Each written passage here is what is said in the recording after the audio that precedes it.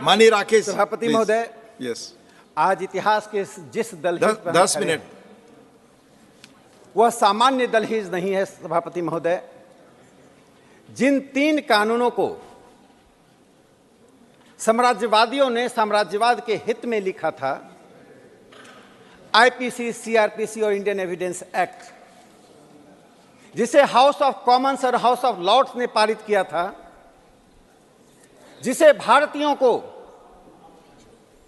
दासता के बंधन में दमन के साथ बनाकर रखने के लिए बनाया गया था, आज उन 3 कानूनों को परिवर्तित ही नहीं किया जा रहा। 3 कानूनों को पूरी तरह से खारिज करके 3 नए कानून को बनाया जा रहा है। प्रधानमंत्री नरेंद्र मोदी जी इस देश में डीकोलोनाइजेशन का एक नया इतिहास लिख रहे हैं। सभापति महोदय, इन कानूनों को बनाने में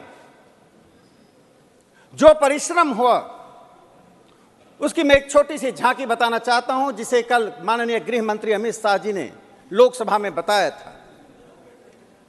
18 राज्यों ने, 16 उच्च न्यायालयों ने, सर्वोच्च न्यायालय ने, 22 लॉ यूनिवर्सिटीज ने, 5 विधिवेत्ताओं ने जो शिक्षाविद हैं, और 200 आईपीएस ऑफिसर्स ने, करीब 40 सांसदों ने और स्टैंडिंग कमेटी के साथ 3200 सुझाव आए। इन 3200 सुझावों में से इन 3 कानूनों को बनाया जा रहा है।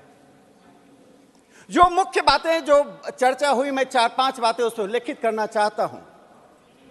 जो लोग महिलाओं के हित की बात करते थे, लेकिन महिलाओं को संरक्षण न कानून दे पाती थी, न पुलिस दे पाती थी, आज इस कानून के द्वारा 18 वर्ष की महिलाओं को, यानी 18 वर्ष तक की बच्चियों को उस श्रेणी में लाया गया यदि उनके साथ बलात्कार होता है तो उसे फांसी की सजा दी जाएगी। 0 एफआईआर और एस्कॉन्डिंग यानी फरार होने की जो संख्या थी, अपराध की संख्या 19 थी, उसे बढ़ाकर 120 कर दी गई है। सभापति महोदय, जो बुनियादी परिवर्तन हुआ है, उस बुनियादी परिवर्तन से समाज के सबसे हाशिए के लोग, महिलाओं को और भारतीय परिवेश में आ रही नई चुनौतियों का सामना करने में तीनों कानून सामर्थ्य होंगे। कांग्रेस के शासनकाल में 58 साल तक इस देश में कांग्रेस पार्टी ने राज किया। सीआरपीसी में 78 परिवर्तन किए गए, 78 संशोधन किए गए, और इंडियन एविडेंस एक्ट में 22 संशोधन किए गए, लेकिन यह पैचवर्क चलता रहा। इस पैचवर्क से अलग हटकर माननीय प्रधानमंत्री नरेंद्र मोदी जी ने और माननीय गृह मंत्री श्री अमित शाह जी ने इन तीनों कानूनों में आमूल चूल परिवर्तन किया। सीआरपीसी के 177 धाराओं को, सेक्शन को समाप्त कर में बदलाव लाया गया है, 24 को हटा दिया गया है। इंडियन एविडेंस एक्ट में लगभग 24 धाराओं में परिवर्तन किया गया है, 6 धाराओं को हटा दिया गया है। इन सभी बातों को कहते हुए मैं जिस बात को रेखांकित करना चाहता हूं, लोकतांत्रिक तरीके से इस देश के हित में, इस देश के संदर्भ में जो 3 कानून बने हैं, उसका आधार क्या है?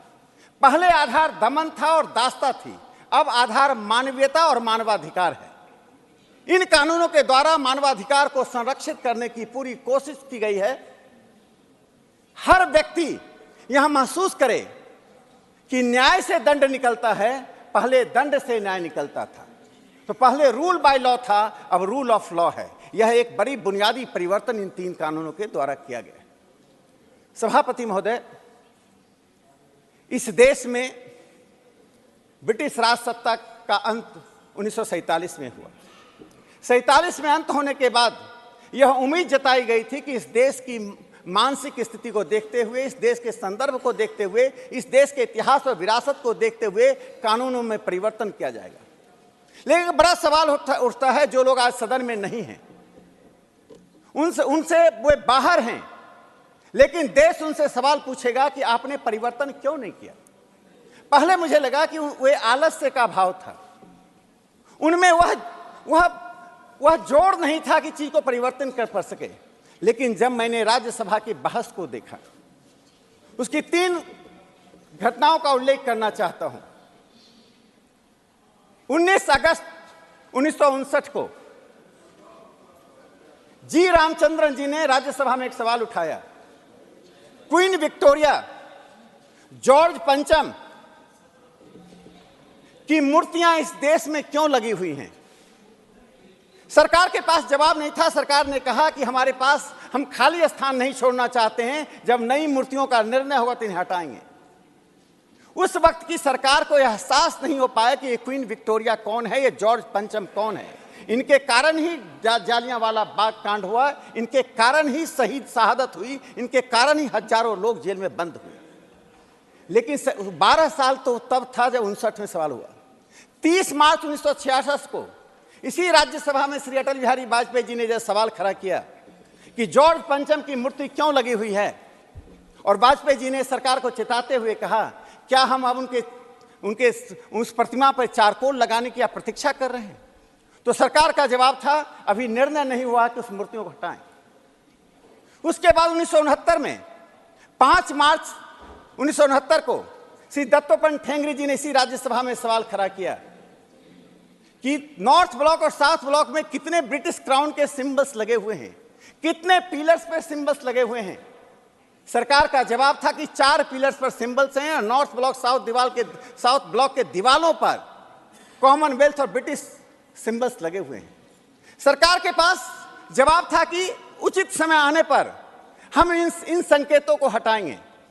जिन लोगों ने ब्रिटिश साम्राज्यवाद के साथ सामाजिक जीवन जीते हुए, उनके संस्कृति का हिस्सा बनते हुए, जिसे मैकाले ने कहा था, वे कलर में, वे रंग से तो भारतीय हैं, लेकिन अपने सोच में, अपनी समझ में, अपनी बुद्धि में, विवेक में वे अंग्रेज हैं। ऐसे ही जमात ने इस देश को ब्रिटिश कानून का बंधक रखा। सभापति महोदय, इंडियन एविडेंस एक्ट के मैं 4 सेक्शन का जिक्र करना चाहता हूं।